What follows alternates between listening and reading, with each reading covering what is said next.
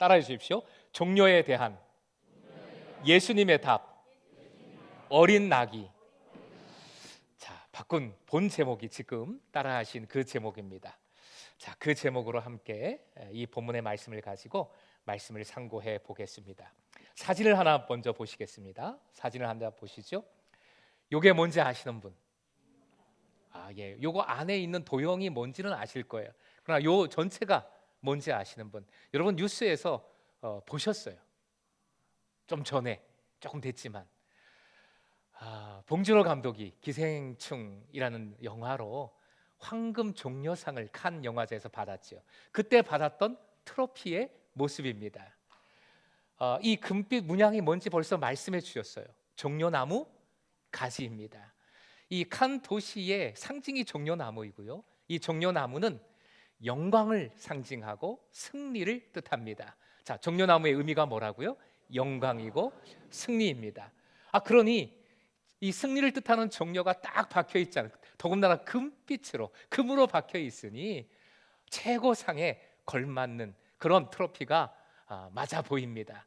사진 하나 더 보시면 이 상을 받은 봉준호 감독이 난 승리했다 하면서 저렇게 환호하고 있는 모습을 보여주고 있습니다. 진짜 종려나무 가지가 오늘 본문에 등장을 하고 있습니다. 그런데 유대인에게도 이 종려나무는 승리를 뜻하는 것 맞습니다. 일반적인 뜻이 승리 맞아요.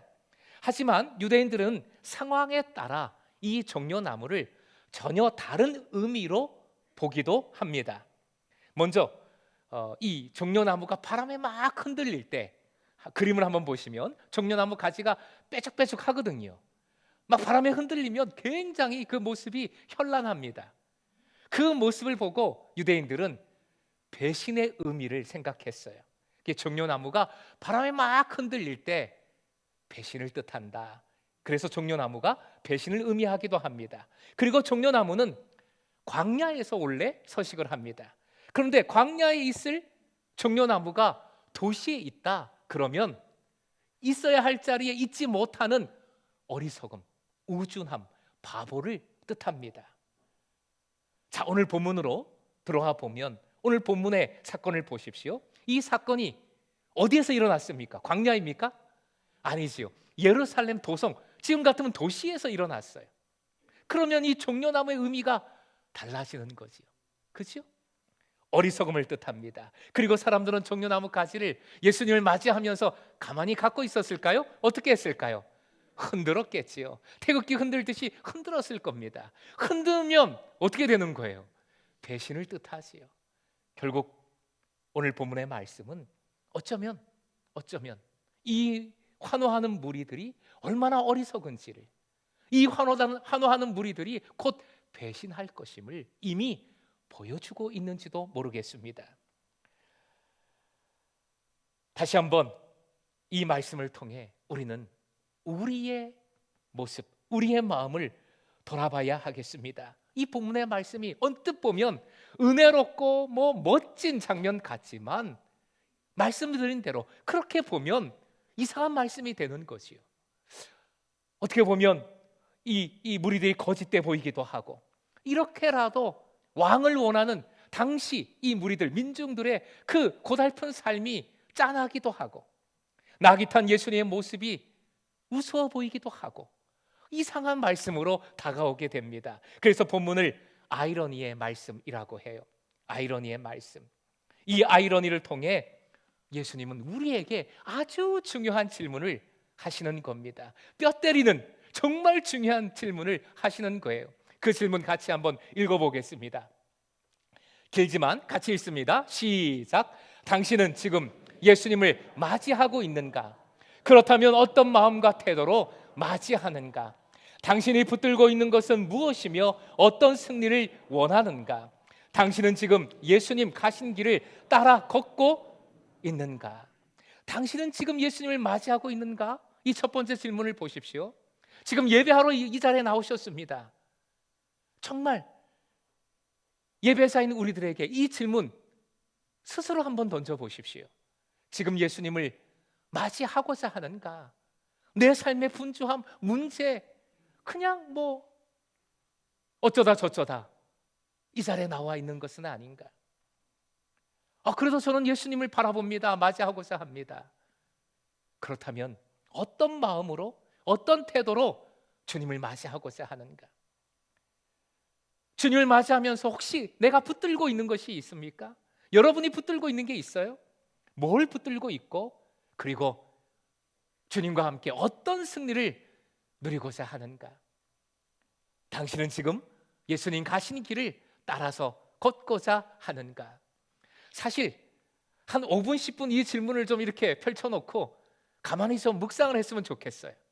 계속 나한테 좀 질문하면서 주님의 음성처럼. 하지만 지금 시간이 없죠. 그러지 못해요. 기도의 자리에서, 특별히 새벽 기도의 자리에서, 그리고 예배 후에 소그룹 나눔의 자리에서 이 질문으로 좀 많이 이야기를 나누시면 좋겠습니다. 오늘 본문의 아이러니로 들어가 보겠습니다. 종려는 승리한 왕을 맞이할 때 쓰는 승리의 도구, 승리의 아이콘 맞아요? 승리를 상징합니다. 유대인들은 이미 그 경험이 있어요. BC 기원전 164년경에 마카비 혁명이 일어났고 그 무력 항쟁으로 승리를 쟁취했습니다. 유대인들이 가장 중요하게 여기는 예루살렘 성전을 탈취했어요. 그리고 성전을 이방인들로부터 정화시키고 하나님께 새롭게 봉헌했습니다. 그때 흔들었던 나무가 종려나무 가지예요. 그리고 그때 동전도 동전도 발행을 했는데 그 동전에 새겨진 문양도 종려나무 가지였습니다. 바로 이 종려나무를 지금 유대인들이 예수님이 들어오실 때 왕으로 맞이하면서 흔들고 외칩니다. 호산나, 구원하소서라고 외치고 있어요. 결국 본인들의 역사적 경험을 지금 다시 한번 그 마음에 담아 외치고 있는 것은 아닌가 생각해 볼 수 있죠. 호산나라고, 구원하소서라고 외치고 있지만 그 호산나의 뜻, 이들이 외치고 있는 호산나의 속뜻은 진짜 왕이라면 저 로마를 무찔러 주세요. 승리를 우리 유대에게 허락해 주세요. 정치적인 왕, 세상적인 진짜 그런 왕을 향하여서 호산나 외치고 있는 것이지요. 그리고 이 고달픈 삶 좀 잘 먹고 잘 살게, 자유하게 좀 해주세요 외치고 있는 호산나입니다. 이 무리들은 우리는 알고 있지요. 성경을 통해 이미 알고 있습니다. 불과 며칠 뒤에 호산나 외쳤던, 종려나무 가지를 흔들었던 그 같은 입과 같은 손을 가지고 어떻게 했습니까? 빌라도 법정에서 어떻게 했어요? 예수를 십자가에 못 박으소서, 못 박으소서, 저 예수를 죽이소서, 죽이소서 외쳤어요. 왜 그랬습니까? 어떻게 그럴 수 있습니까? 자신들이 생각했던 왕이 아니었거든요. 로마로부터 자신들을 건져주고 로마를 무찔러주고 자기의 주머니를 풍성하게 해주는 그런 왕이 아니었기 때문이었습니다. 예수님의 모습이 15절에 담겨 있습니다. 본문 15절 같이 한번 더 읽어보겠습니다. 시작. 이는 기록된 바 시온 딸아 두려워하지 말라. 보라 너의 왕이 나귀 새끼를 타고 오신다 함과 같더라. 스가랴 9장 9절의 말씀 그대로, 이 말씀 그대로 왕은 왕인데 나귀 새끼를 타고 예루살렘으로 주님은 오셨습니다. 세상의 왕이라면, 진짜 세상의 힘을 가진 왕이라면 멋진 백마 위에 올라타든지 근육질에 기름이 좔좔 흐르는 그런 말 위에서 위엄을 보여야겠지요. 그런데 예수님은 어린 나귀를 택했어요. 나귀 타는 모습을 상상해 보십시오. 성인이 이 어린 나귀를 탔을 때 그 발이 땅에 막 달락말락 하지 않겠습니까? 몽골 선교 갔을 때 우리가 말을 타는 시간을 갖잖아요. 저는 말 타는 게 너무 좋더라고요. 말을 막 타고 있는데 어떤 분이 그러시더라고요. 말이 조금 안 돼 보입니다. 무슨 의미인지 알겠죠? 몽골 말도 그렇게 크지 않잖아요. 네, 0.1톤인 제가 올라가서 막 타고 있으니까 말이 좀 안 돼 보여요. 농담 비슷하게 말씀을 하시더라고요. 지금이 그런 거죠. 어린 나귀를 예수님이 막 발이 땅에 달락말락하면서 그 새끼 이 나귀를 타고 들어오는 모습, 왕의 위엄을 보이기는커녕 우스꽝스러웠을 겁니다. 이런 분이 무슨 왕인가? 왕으로서 뭘 할 수 있겠는가? 질문할 수밖에 없어요. 의심할 수밖에 없어요. 이 우스워 보이는 나귀가 바로 이 질문에 대한 예수님의 답이에요. 이 나귀는 아주 중요한 메시지입니다. 무력적, 정치적 왕을, 승리를 기대하는 무리들에게 예수님은 나귀로, 어린 나귀로 답해 주신 겁니다. 나귀는 전쟁의 도구가 아니라 평화와 섬김의 상징이지요. 즉 예수님은 군림하러 오신 것이 아니라 섬기러 오신 왕이심을 보여주신 것입니다. 나귀는 사랑과 희생의 상징이지요. 예수님은 칼과 창의 정복자가 아니라 희생의 정복자임을, 십자가의 정복자임을, 사랑의 정복자임을 보여주신 것입니다.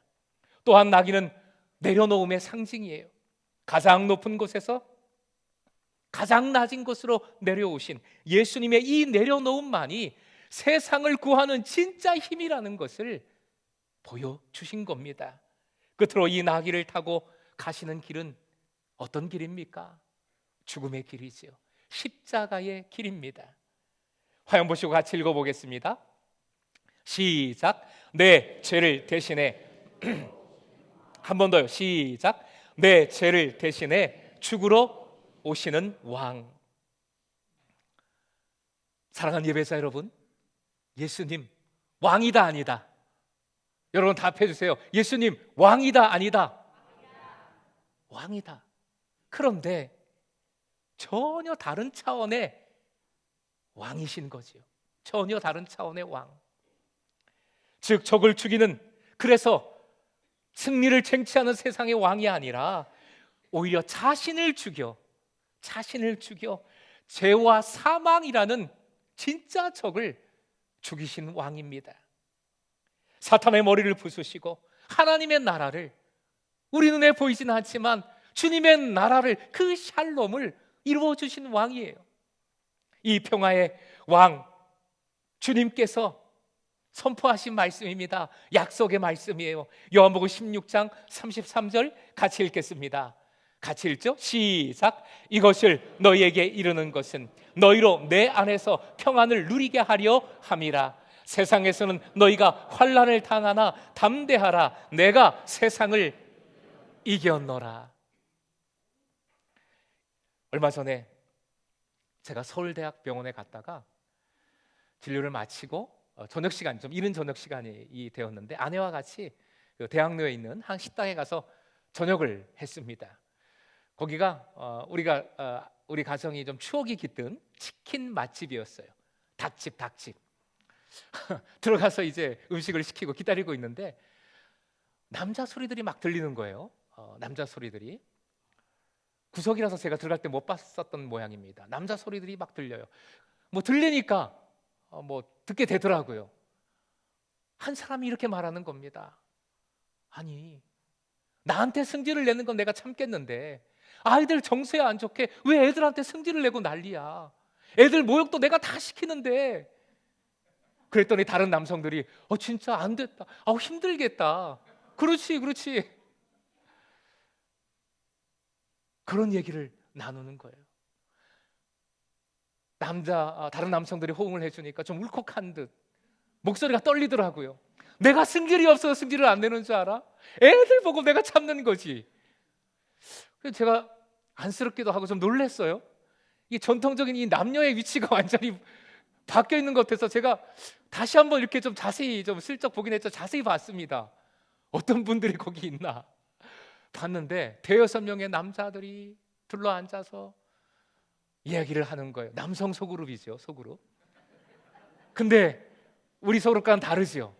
한 손에는 치킨, 닭을 들고 있고 한 손에는 소주잔을 들고선 얘기를 하는데 근데 그 맛있는 거 먹고 마시는데 왜 이렇게 얼굴들이 어두워요? 조명이 침침해서 그런지 얼굴들이 너무 어두워요. 계속 한숨 쉬고 푸념하고 원망하고 계속 그런 얘기들을 하는 겁니다. 사랑하는 예배자 여러분, 우리의 인생도 녹록치는 않아요. 그러나 여러분 손에 어떤 것을 들고 있습니까? 뭘 들고 있어요? 주님은 반드시 우리의 삶에 찾아오십니다. 여러분과 함께 하심을 믿으시기 바랍니다. 푸념만 붙들고 있지 말고 그냥 내 삶에 그냥 분주하게 다니지만 말고 우리도 종려나무 가지를 들어야 돼요. 즉 예수님을 맞이하는 그 마음을, 그 태도를 가져야 돼요. 예수님을 바라보자는 거지요. 다만 오늘 말씀의 핵심은 주님을 맞이할 때 드는 그 종려나무 가지가 진짜 어떤 의미인가? 그게 핵심이지요. 종려는 영광을 의미한다 말씀드렸죠. 내가 든 종려나무 가지, 주님을 맞이하면서 내가 붙들고 있는 종려나무 가지, 내가 높임 받기를 원하는 영광의 가지인가? 아니면 예수님께 모든 영광을 올려드리는 영광의 가지인가? 살펴봐야지요. 종려는 승리다 말씀을 드렸습니다. 내 뜻대로 돼야만 하는 세상의 승리를 내려놓고 오직 주님의 뜻이 이루어지기를 소망하고 십자가를 통해 그 뜻이, 그 사랑이 펼쳐지기를 원하는 그 종려를 붙드시는 여러분 되시길 축복합니다. 예수님은 군중의 오해와 변심을 이미 다 알고 계셨음에도 그들을 끝까지 사랑하셨기에, 참 승리의 왕이셨기에 묵묵히 어린 나귀를 타고 그 십자가의 길을 가셨어요. 그리고 결국 십자가의 죽음으로 죄의 사함과 구원을 이루어 주셨습니다. 우리도 이 무리들과 다를 바가 없지요. 변심하고 내 삶만 붙들고 내가 원하는 것만 먼저 챙기고, 그러나 주님은 다 아십니다. 다 알고 여전히 함께 하시며 사랑해 주십니다. 기다려 주십니다. 주님을 만나는 길은 세상 영광의 길이 아니라 십자가의 길이라는 것 잊지 마시기 바랍니다. 십자가 힘들어요, 어려워요. 그러나 지라고 하니까, 가라고 하니까, 중요하다고 하니까 십자가 그렇게 해야지요. 이 정도가 아니라 십자가는 예수님께서 우리를 위해 한번 뭔가 행하신 이벤트, 퍼포먼스가 아니라 우리 삶의 원리예요. 우리가 정말 행복한 그 샬롬을 덧입는 원동력입니다. 진짜 능력이지요.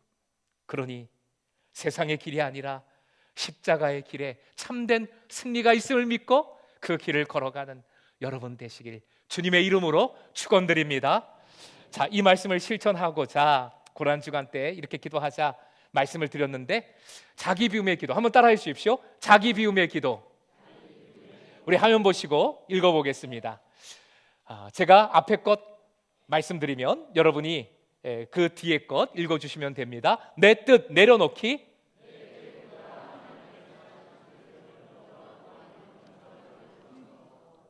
교만 비워내기,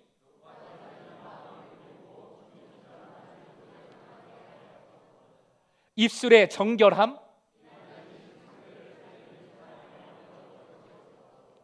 소유에 대한 자유,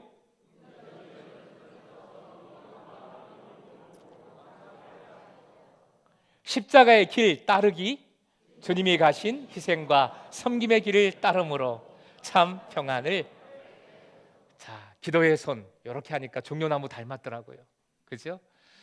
참된 종려나무 가지, 또한 기도의 손이라는 것 우리가 기억하고, 기도할 때, 우리 이 고난주간 정말 기도할 때, 우리의 손을 들어 기도할 때 주님 새롭게 만나고 십자가의 그 새로운 의미를 깨닫는 행복한 제자 되시길 주님의 이름으로 축원드립니다.